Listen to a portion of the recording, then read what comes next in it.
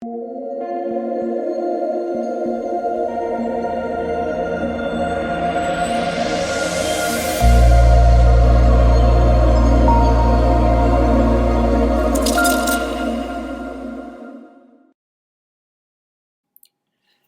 what is going on, guys? This is DK.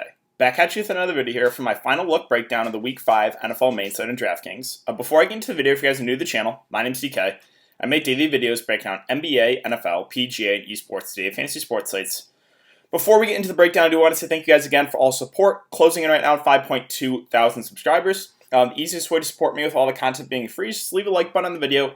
Hit the subscribe button if you haven't already, and hit the notification bell so you know when I upload videos, you know when I go live. I will be live streaming tomorrow, going over everything, answering any questions you guys have, 1 hour before lock on my YouTube channel, so be sure to check out the live stream, guys. Also, if you guys cannot watch YouTube videos, I do upload an Apple Podcast. The link is in the description below, which is the DK DFS show. But with that out of the way, let's jump into the video. So, we do have some news, or since I made my early video, was that Monday or Tuesday, some things have changed, right? Some games got postponed. So, let's quickly take a look at the Vegas numbers, or the Vegas odds for the games that we have in the main slate, and then we can jump into the player-by-player breakdown. So, Cardinals-Jets right now is sitting at 47 over-under. Cardinals are 7.5-point favorites. We have no Sam Darnold. Joe Flacco going to be leading the way there for the Jets. Panthers-Falcons, the game that should be pretty high scoring, 53.5 over-under. Falcons are 1.5-point favorites. That one definitely has some game stack potential there with both defenses not being great. Bengals, Ravens at 51 over-under. Ravens are 12.5-point favorites going up against a rookie quarterback. Jags and Houston, 54.5 over-under. Another pretty high over-under here. Texans, 5.5-point favorites. Raiders, Chiefs, they got 55.5. I believe that's the highest of the day. Chiefs are 11.5-point favorites. Rams, Washington's a 46.5 over-under. Rams are 7.5-point favorites. Eagles and Steelers, a 44 over-under. The Steelers are 7.5-point favorites. Dolphins and 49ers, a 50.5 over-under. The 49ers are 8-point favorites. Colts, Browns, a 47.5 over-under. The Colts are 1-point favorites. Giants, Cowboys is a 54 over-under. The Cowboys are 8-point favorites. And that rounds it out for the main slate. So we'll start quarterback. And quarterback for me, if you watch my early look video, not a lot has changed for me. The guys at the top are certainly in play here with Lamar. They have him as a questionable tag. He looks he's going to be good to go. Patrick Mahomes, Dak, Kyler Murray, Deshaun Watson, like all the guys at the top. And if you can make them work in cash, I'm fine with it. Like, this has been a year where there's been enough value that you can spend up a quarterback if you want to in cash games. So I have no issue with any of those guys. I like them all. Obviously, Lamar, right, can get it done on the ground. Same with Mahomes. Really, really high over-under there against the Raiders. That one, again, is the highest over-under, actually, of the day. And, anytime you can play Mahomes literally every single slate. He has enormous upside. Dak Prescott, we've seen what he has done the last few weeks. Matched up against the Giants. Another game, there should be a ton of points. Kyler Murray has been like Lamar's been getting it done on the ground, with 91, 67, and 78 yards on the ground in 3 of the first 4 games. Jets defense, nothing to be scared about, so I'm good with Kyler Murray. I've actually played him the last 3 weeks. I have interest in him once again. And then Deshaun Watson. I like him a good amount here, 6'9". Hasn't really had a big game yet. It's kind of struggled a little bit, but this is a really nice matchup here against the Jaguars. So, yeah, I have interest in Deshaun again. All 5 of those guys I like at the top. This next little mid-range, I'm not overly excited about. I'm not going to get to Big Ben or Goff or Minshew, really. I don't really see the upside, the enormous upside in them. I'd rather just spend up, or there are some spend-down options, which we'll get to. Matt Ryan and Bridgewater in the same game. I like them both. Again, this is a game that both defenses struggle. There should be a ton of points scored here, so I do like Matt Ryan. I do like Teddy Bridgewater, I guess, more as cheaper quarterbacks. I'm not really interested in Joe Burrow. I'm definitely not interested in Phillip Rivers. I'm going to pass in Baker Mayfield. Probably not going to look to Wentz either. But a couple quarterbacks I want to talk about. First, well, I'm not going to get to Jimmy G. He is going to play 5.5K. The San Francisco's a run first team, right? I don't really want to play Jimmy G even at that price. A couple guys, though, I think do have upside down here. Both risky. The first guy is a little bit riskier, being Daniel Jones at 5.4K. Has not been good, and the Giants have not been great either. But this is the get-right matchup here against Dallas. You have seen what teams have done to this Dallas defense. And all the targets for New York are really cheap. So I'm definitely eyeing Daniel Jones. I think he is fringe cash game playable. You're not going to feel good about it. I guess a little positive is he's a decent runner, right? 22, 21, 49, and 45 yards on the ground the first 4 games. So he can definitely run one in. They should be playing from behind. Again, should be good game script. The schedule's been really tough. Like he's played some really tough defenses. Pittsburgh, Chicago, San Francisco, and then the Rams. This is, again, a much, much easier matchup here against the Cowboys. So I'm definitely considering Daniel Jones. You're not going to feel like super comfortable with it, but I like the price point. I like the matchup. The other guy I want to mention is Derek Carr at 5.3. He's actually been pretty good for this Raiders team. I just think 5.3K is too cheap for this type of matchup. I know Kansas City been solid defensively. It honestly doesn't worry me because this is just a game the Raiders are going to be playing from behind in most likely, right? They're, 12.5-point dogs? So 11.5-point dogs? Sure, if he's inefficient, throws a pick or two, it doesn't matter, right? He's going to be throwing the ball a ton. So I do really like Derek Carr here. Him and Jones are the cheap guys that I'm looking to. And I think they're both cash game viable. Again, Jones a little bit shakier just because we haven't really seen a big game from him yet, whereas Carr, he's been, playing pretty well this season. So Carr, Jones are the cheap quarterbacks that I'm considering. If you want to go to a guy like Flacco, fine at 4.8 against Arizona. I'm not going to do it. I just feel a little bit more. I think the upside a little bit higher on Carr and possibly Jones. It's just the matchup, right? Carr, Kansas City, going to be playing from behind. Probably same thing with Daniel Jones. Daniel Jones a little bit of a better matchup. But those are the cheap quarterbacks that I'm looking to for this slate. Running back situation, love Zeke, 7.8. That's just way too cheap. Should be playing from ahead. He's game flow independent, even though they do fall behind. He'll get utilized a ton in the passing game like he has the last couple games, 11 and 8 targets.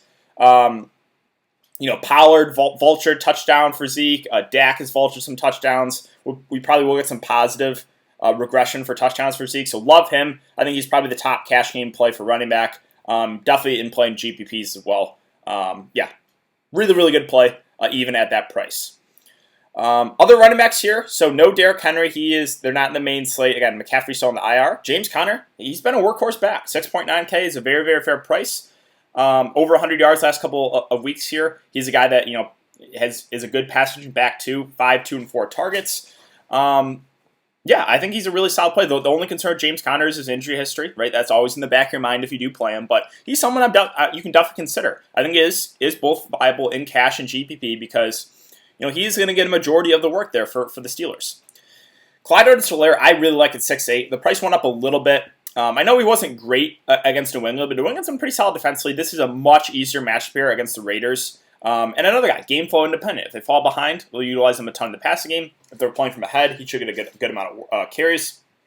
I really like Clyde Edwards-Helaire. I think he's one of the best cash game plays. Definitely play in both formats in cash and GPP. Really, really do like his upside.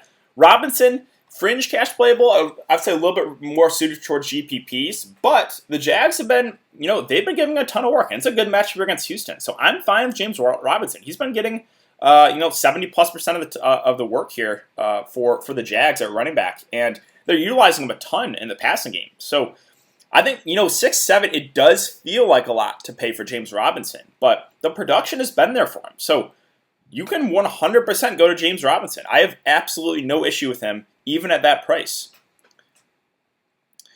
Sanders at 6.5, a little bit of a tougher spot, but he has been, the workhorse back here for the Eagles.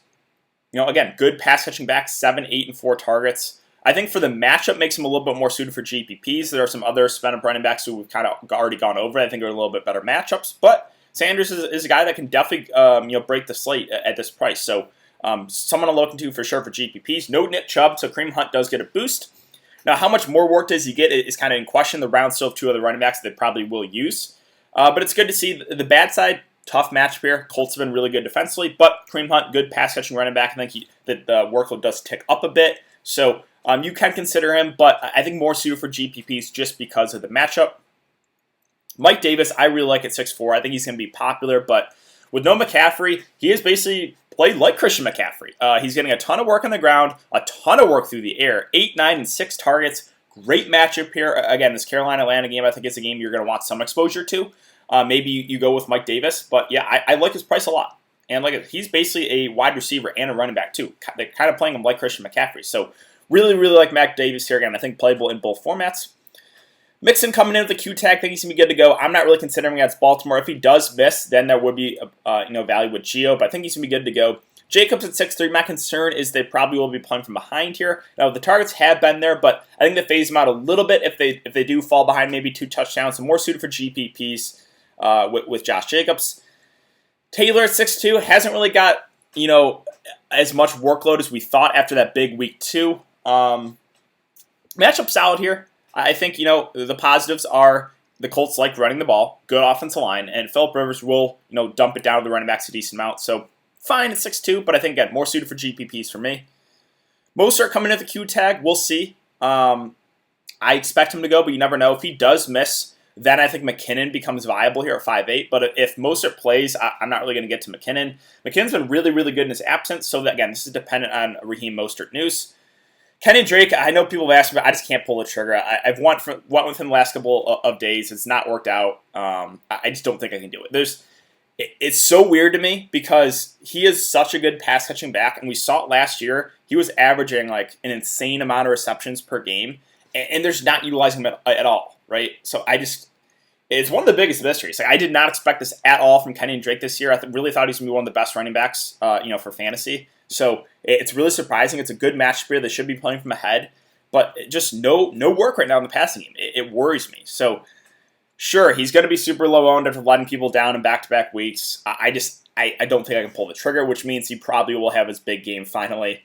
Gurley, just no real involvement in the passing game either. Not getting like workhorse work either. Like they have Brian Hill. It's a good matchup. So yeah, you can look to him in GPPs, but he's kind of touchdown dependent right now just because, again, no real involvement in the passing game. I don't want to go to either of the Rams backs. I'm not going to try to figure out that headache. David Johnson at 5'2", good matchup. I'm actually okay with it. He's a cheaper back. I think you can consider. Sorry, he's a good pass-catching back too. If they're playing from ahead, he probably does get some more work. The downside is Duke Johnson is back, and his snaps to go way down with Duke Johnson there. So that's the downside. But David Johnson definitely playable. Le'Veon Bell looks like he's gonna be able to go. We'll see. But 5.1K is a fair price. I think he's someone you can look to. Obviously risky because we haven't seen him since week 1. And this Jets offense has really, really been struggling. But I do have some interest in Le'Veon. I think more suited, though, for GPPs. I think that's really it. Like, if you want to target Gibson, he's been solid for this Washington team. It's just, the offense has been struggling. He's a good pass-catching back. Again, more suited, though, for GPPs for me. And that's it. Like, I don't think I want to consider any of these backs below it. Like, if you made me pick, Devonta Freeman would be the guy if you made me pick someone below 5K. Again, Dallas defense has been terrible. He got a decent amount of work. He's a good passenger back. We saw 4 catches and 4 targets, so playable, but you're not going to really feel like amazing about playing Devonta Freeman. And that's it for me for running back. So let's move on to wide receiver. Wide receiver, well, some guys at the top here. Hopkins at 7'9", always in play. He's a target machine. If you want to pair him with Kyler, no issue with that at all. Calvin Ridley, possibly no Julio. Great matchup here. He did have a donut last week. Doesn't worry me at all. This is a much easier matchup, and if Julio's out, he should be, again, a target machine. 12, 10, and 13 targets the first 3 weeks. So, yeah, sure, right. We're not getting him at a discount. 7.5 is you're going to have to pay a premium for him, but definitely someone in consideration for sure. Amari Cooper, I like all the Dallas receivers. Him, CeeDee Lamb, even Gallup, who's been a little bit more up and down. We'll talk about Schultz, who's a tight end. I like all of their targets. It's just a good match here. 14, 9, 12, and 16 targets. Absolutely insane. Amari Cooper has been having an amazing year. Sure, again, you are going to have to pay a premium, but it's definitely viable. Let's see, Tyreek Hill's always in play if you want to pair him with Mahomes. The big play upside is there. I don't know if I can pull the trigger on him in cash because only, he's had 6 targets in 3 of the first 4 games, which is not amazing. But that big play upside is always makes him in play for GPPs. And again, Mahomes is, not super, super pricey, so you can definitely go that stack in GPPs, maybe running back with like a Raiders receiver. Don't hate that at all. Julio, got to keep an eye on this. I'm probably not going to go there either way because the hamstring injury, we saw it. He rushed it back and re-aggravated it. So either way, I'm not going to do it just because I think it's too risky. Juju at 6'7" is fine, but I do prefer Deontay Johnson, who actually has been the number 1 receiver here for Pittsburgh. So I'll take the discount there on Deontay over Juju. Will Fuller, again, feels a little pricey, but the matchup's really good here. If you want to pair him with Deshaun Watson, I'm fine with it, right? He's had over 100 yards in 2 of the first 4 games, so he's got that big play upside. I don't know if he's cash viable, but again, definitely suited for GPPs. Other options, Odell's the guy I'm probably going to pass on, right? He had a big week, but that was against Dallas. This is a tougher spot. The price had come up a bit. I'm probably not going to go there. Boyd's a target machine. They should be playing from behind. It's a tougher matchup, but yeah, again, I think he's fine, but not really going to prioritize him. McLaurin's been really, really good for this Washington team, even though they've been struggling. 7, 10, 8, and 14 targets. He's amazing in his second year. He's having a breakout year.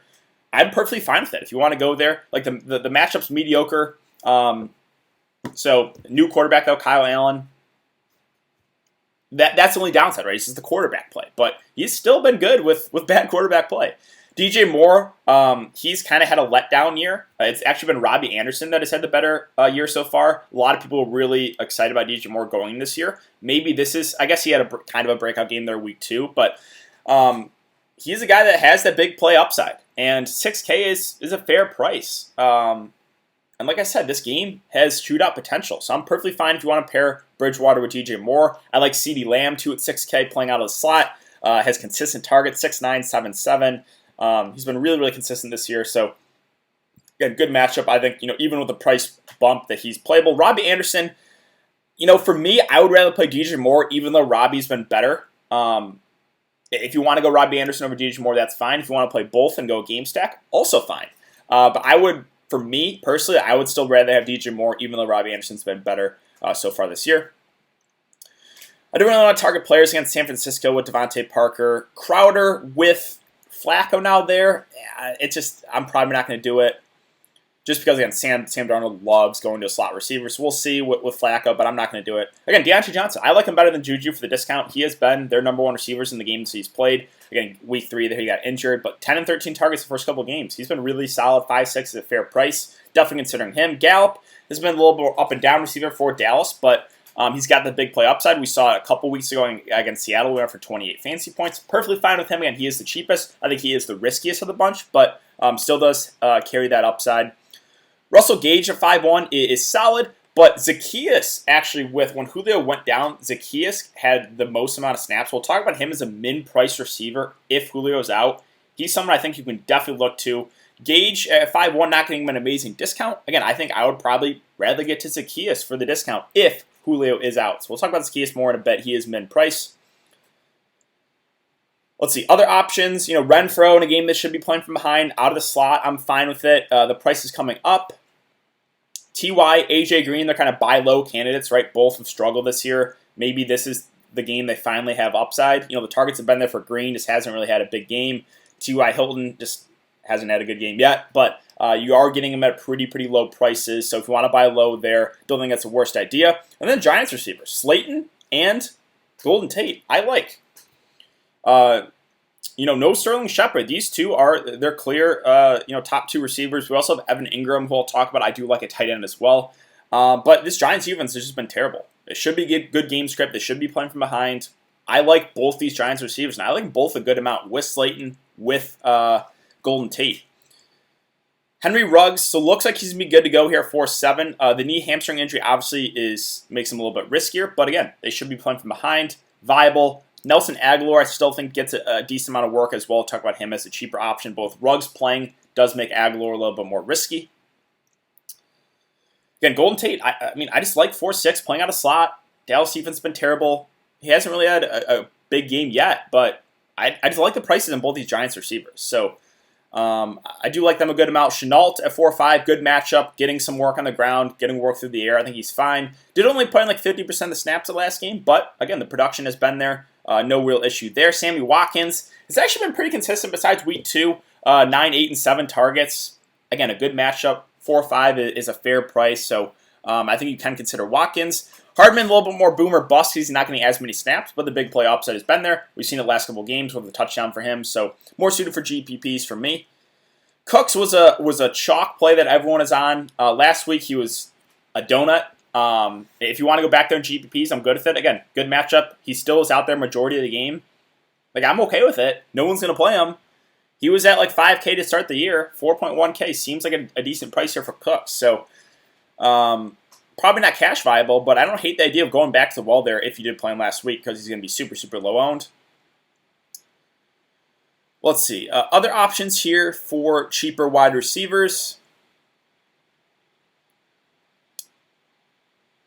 Aguilar, so I would like to more if Ruggs is out. Ruggs is in. I still think Aguilar will play alongside Ruggs, and they'll use Renfroe out of the slot. They still do have Zay Jones, though, so it makes Aguilar a riskier option now. He was someone I was high on to begin the week, but makes him a little bit riskier now with Ruggs playing. And finally, we'll go to Zacchaeus. If Julio Jones is out, again, this is dependent on Julio Jones being out, but he played the most snaps out of any Atlanta wide receiver last game. 6 to 9 targets last couple games. He's been good. Flat min price. Great matchup. So I'm definitely considering him if Julio Jones is out. Now, if Julio Jones is in, makes him a lot riskier. The workload is more in question because they have Julio Ridley engaged at the top 3 receivers. But if Julio's out, I think Zacchaeus is going to get a good amount of work. So he's someone I'm for sure looking to at min price. But that's really it for wide receivers. Let's talk about tight end now. The top tight ends, at least Kittle, Kelsey, and Darren Waller, all look good to me. Kittle had an amazing game last week. 15 catches and 15 targets is absolutely insane. Not getting him at a discount, but I'm fine if you want to go there. Kelsey's been so consistent here. 6.4K is a fair price. Great matchup on the other side. I like Darren Waller, too, who is the Raiders' clear #1 receiver. He had the one bad game against New England, but New England basically kind of doubled. They just wanted to shut down Waller. The other 3 games, 8, 16, and 12 targets. They should be playing behind. I like both tight ends in this game a lot. I think you can play them both in the same lineup if you want to go that route. I don't think that's the worst idea. I got more suited for GPPs, but double tight end stack with Kelsey and Darren Waller is playable for sure. Ertz, with no Goddard, hasn't really had a big game yet, but the targets have been there for him. More of a riskier option. I do feel a little bit better with Waller and Kelsey. Personally, Higbee, I'm going to pass. I'm not going to get to Gesicki.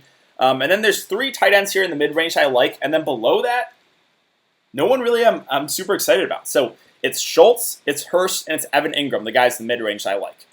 Schultz, 10, 6, and 8 targets. Been really, really solid here. Again, good matchup, 4.8K. The price is coming up, but I still think he's playable. I like Hayden Hurst, too. Running a ton of routes. Good matchup, 4-7. He's been pretty safe. Like, I'm fine with him. And then finally, Evan Ingram. The targets have been there for him. 7, 8, 5, 10 targets the last game. Dallas defense, terrible. Should be playing from behind. I like Ingram. So those 3 guys in the mid-range I do like a good amount. Below that, honestly, there's really not a whole lot I'm excited about. Like, I'm not going to go to Mo Alley Cox. I'm not going to go to Hooper. Ebron is fine at 4K. I guess he would be the cheap tight end I would consider, but still not like overly excited about that. Logan Thomas with the backup quarterback now. He's going to get a ton of targets. I guess he's still fine at 3.5. You know, same thing with Herndon with Flacco playing. Maybe he does get a slight boost, but there's no one I really feel good for cheap tight ends. So, yeah, for me, the top, obviously Kittle, Kelsey, Waller, and then the mid-range. Schultz, Hurst, Ingram. If you maybe pick a cheap tight end, it would be Ebron. I think Logan Thomas playable too, but don't really feel amazing about either of those guys. Finally, defense. So defense is a little bit tricky. There's no real standout play, in my opinion, and defense is highly variant, right? Like a cheap defense, all you really need is like a pick 6, even though they give up a ton of points. So, like, you can go with the cheap defense and just hope they don't kill you. Spend up defenses like the Rams going up against the backup quarterback, I think look good. Baltimore against the rookie quarterback, solid. Those are the 2 like spend up defenses I would consider. Cheaper defenses, or I guess defenses in the mid range. The Colts have been really, really solid. Baker's a guy that is prone to turnovers, so I think the Colts look like a pretty decent defense there in the mid-range. And then cheap defenses, again, nothing really stands out. Like I don't want to play the Raiders or the Giants or the Bengals. I guess the cheapest defense I would consider is the Dolphins, just because San Francisco's a run-first team and just hope maybe they don't kill you. So yeah, if you want to consider the Dolphins, fine. But yeah, defense, in my opinion, there's no standout play. So just go with what works for you. I don't think it's the worst idea to punt defense and just hope like they get you like 3 or 4 points. But I think that's going to do it for the video today, guys. So if you have been enjoying the content this far, I'd really appreciate it if you leave a like button on the video, subscribe to the channel if you haven't already, and hit the notification bell so you know when I upload videos, you know when I go live. Again, I will be live streaming 1 hour before lock on my YouTube channel, so be sure to check out the live stream, guys. But thanks again. Hope you guys have a good day, and I will see you all tomorrow in the live stream.